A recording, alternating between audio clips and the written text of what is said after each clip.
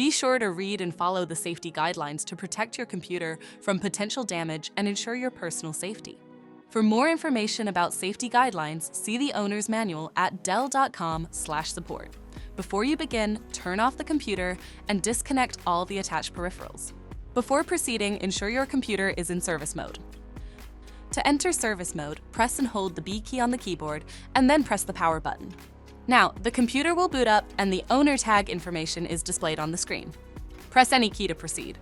The computer will emit 3 short beeps and shut down, indicating it has entered the service mode.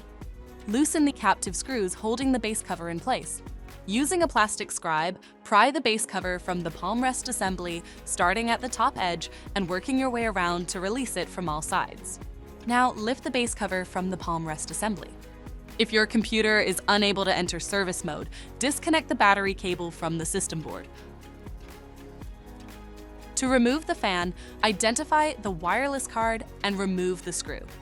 Unlatch and disconnect the cables to lift the card out of the system. Identify the fan and remove the piece of tape. Disconnect the cables and remove the 2 screws to lift the fan out of the system. To reinstall the fan, place it back in the system and tighten the 2 screws. Reconnect the cables and reattach the piece of tape.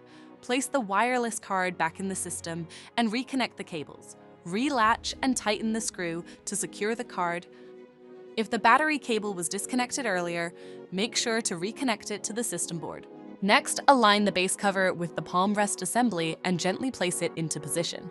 Tighten all required screws to secure the base cover in place.